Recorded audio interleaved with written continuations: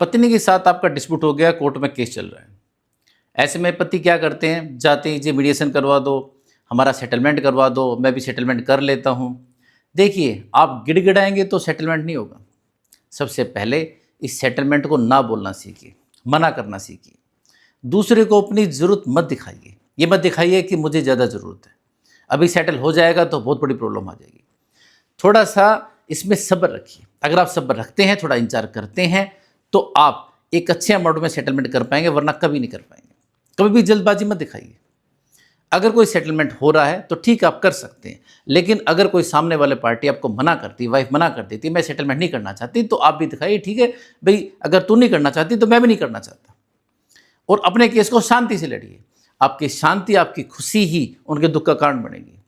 ऐसे में नॉर्मल अपना केस लड़िए और केस के जो फैक्ट हैं उन पर चलिए, जितने एविडेंस हैं उनको जुटाइए और कोर्ट में लगाइए। सबसे मेन चीज़ क्या है, आपको ये साबित करना है कि उसकी हर बात झूठी है। जो जो बातें उसने लिखी हुई है, एक एक लाइन, एक एक शब्द को पकड़िए, उसके ऊपर क्रॉस कीजिए और उसको झूठा साबित कीजिए। कोई भी चीज़ ऐसी छोड़नी नहीं है जो झूठी ना हो। इसके अलावा सबसे मेन चीज़ मेंटेनेंस, उसको थोड़ा अवॉइड कीजिए कि वो मेंटेनेंस ना मिले, देरी हो, या फिर अगर उसको मेंटेनेंस मिले तो ना के बराबर मिले। अगर आपने इस पर फोकस करके जीत लिया तो पार्टी अपने आप ही सेटलमेंट कर लेगी।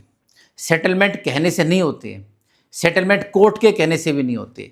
सेटलमेंट जब होता है जब इंसान का दिल करता है, जब उसका मन करता है। मन जब करता है जब उसको लगता है कि कोर्ट से कुछ नहीं मिलेगा, मैंने कोर्ट में अपना टाइम और पैसा दोनों वेस्ट होगा, तो पत्नी को इस स्टेज पर लेकर आइए। तो ये जो सेटलमेंट के लिए जाते हैं, लोगों के पास चले जाते हैं, गिड़गिड़ाने लग जाते हैं, अरे हौसला नहीं बढ़ता हो तो हौसला बढ़ जाएगा। आजकल तो वैसे ही जैसे केसों में जो ऑर्डर आ रहे हैं, भाई लड़कियाँ जिस प्रकार से कारनामे कर रही हैं शादी से पहले भी, शादी होते ही, तो हिसाब से हौसले उनकी और ज़्यादा बढ़ जाएगी। कानून हमारा क्या बिगाड़ लेगा।